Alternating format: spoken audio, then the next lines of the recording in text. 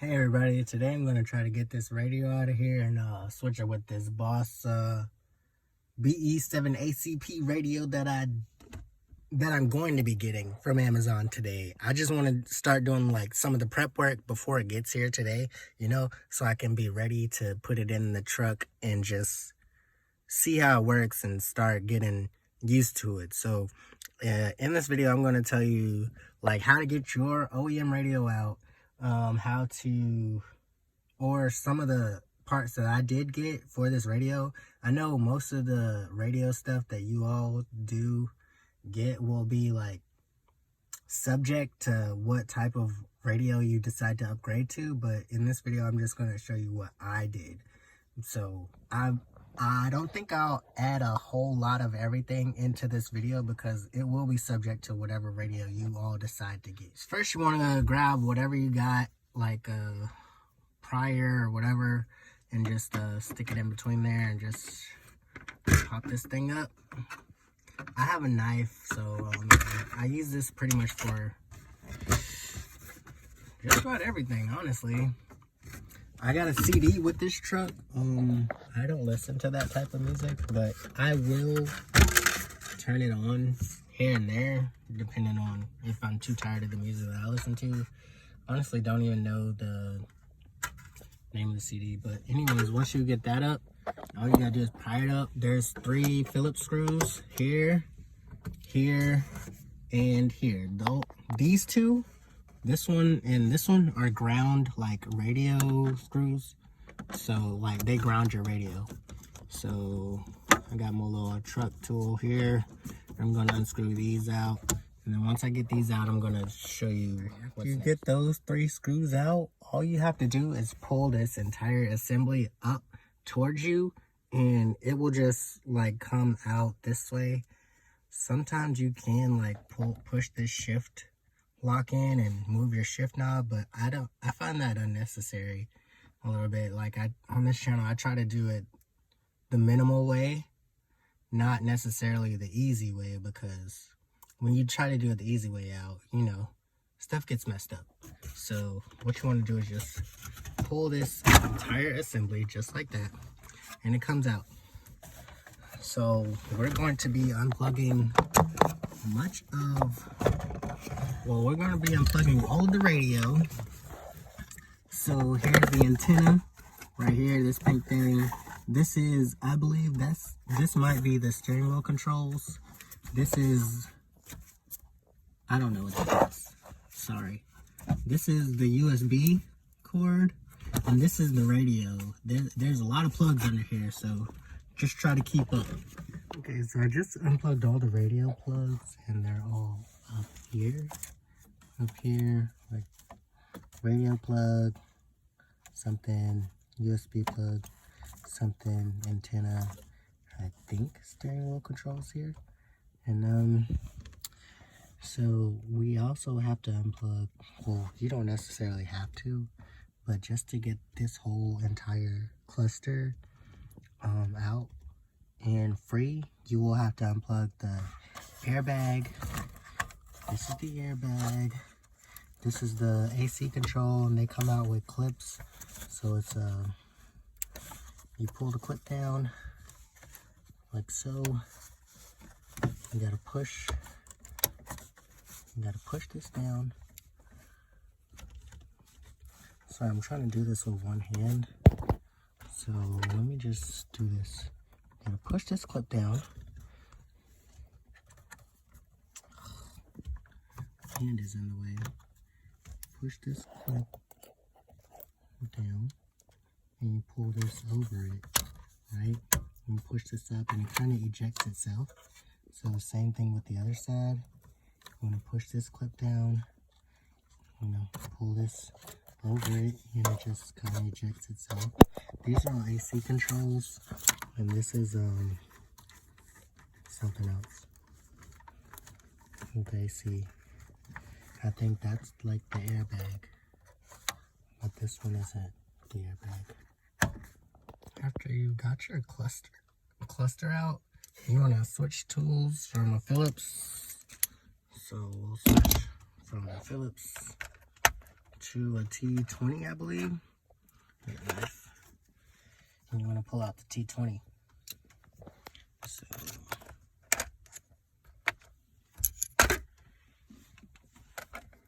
put this in our tool because there's 4 screws for the radio.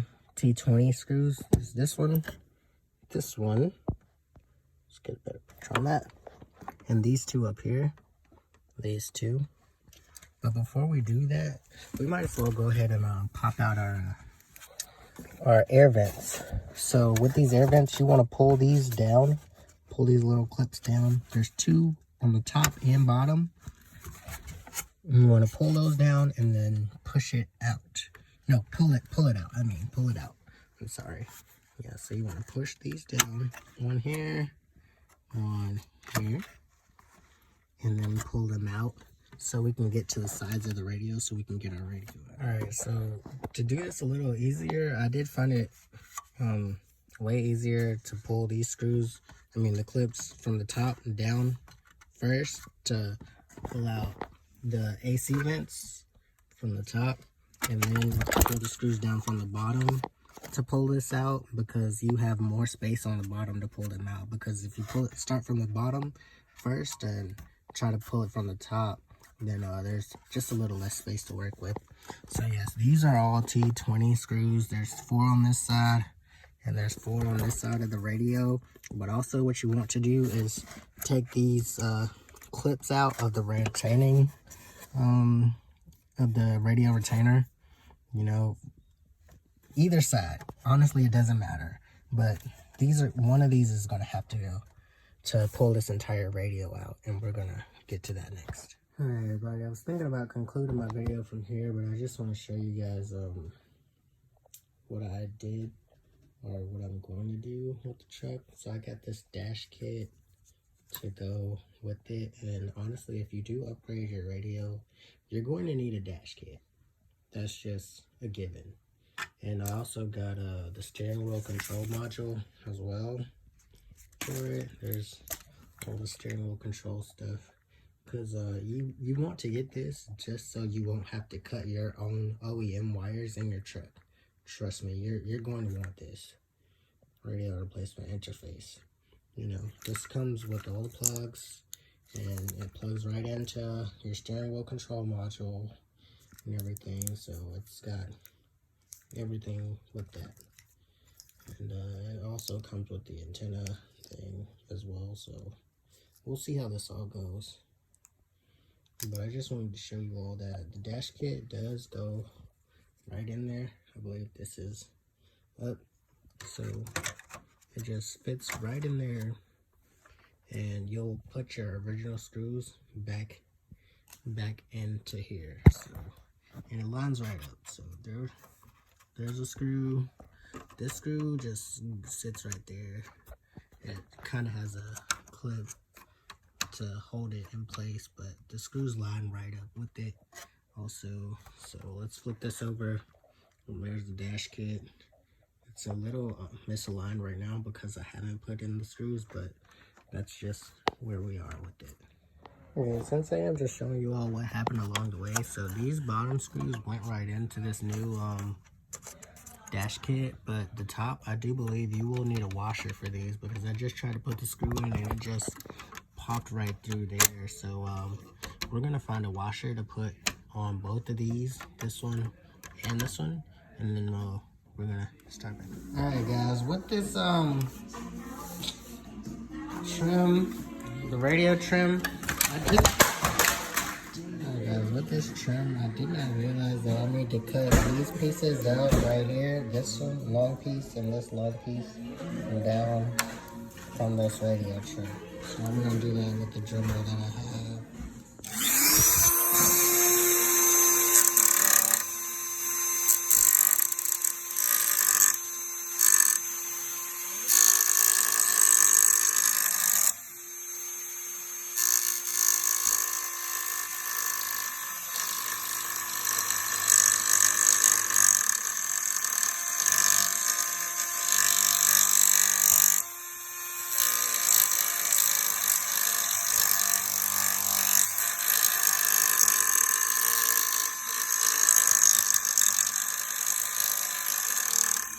Okay, so trim those two unneeded pieces off. And we're gonna see how it goes when this radio gets here. That's all we're waiting on now. It's just Amazon. Alright, so I brought the harness inside just to get it done quicker and have a dry and warm space to work in because it's wet and raining outside. So this is what I bought from Amazon, recommended from Crutchfield. Their instructions tell you for the Nissan that you use dip 2 for vehicle and dip 6 for the Boss radio that I have. But after playing around with it in the truck for a while, you have to use dip 2 for vehicle and dip 5 for Boss radio. And I think it's only because our vehicle has 6 buttons on the steering wheel control module, so that may be why. But they try to specify it down there, but it's not really that specified in their instructions or anything. So I got this all wired up. All I have to do is plug in the steering wheel control port to this module right here, and I'll make this look cleaner and everything and get it back in the truck and show you all about that later. So I got this thing a little cleaned up to where I think I want it. So I've got the amp cable out, obviously. I've got the ground cable out. I've got the front camera, rear camera, reverse input, and antenna. Let's see, this is remote output and parking brake input. So it's a lot slimmer than what it was, and I'm gonna try to put this in there in a comfortable spot in the truck. So let's see how it goes. Alright, here's the new radio in the truck. I got my converter today, just this little plug right here, so I can hook up the OEM plug from the truck to the Apple CarPlay for the radio. So I'll be able to use this plug right here from the truck, this one for the truck, and I won't have to snake my Apple lightning cord from back here somehow. So let's plug that in and see how that works.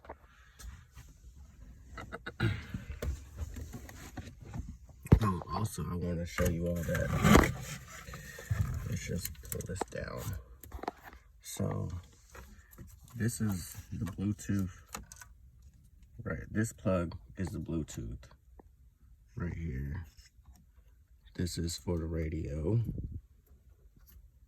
This plug is something else for the OEM radio. I don't know what that is for, but it's not needed for the truck with the new radio. And so that's what I did with that. And I left out these cords here. So let's go ahead and plug this in. Try to set the camera somewhere where you all can see what I'm doing.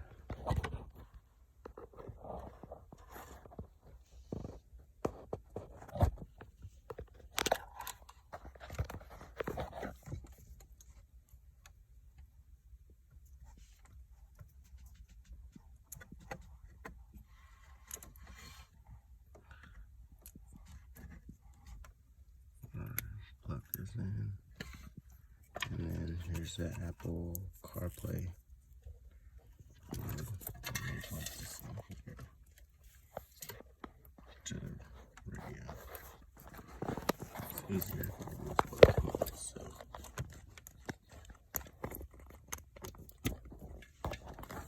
And I got my little converter, and let's see. Let's just set that back up there. I'm gonna plug in my lightning cable from down there, from down here. See if it engages in goes. Ways. Alright. So there we go. We're all good.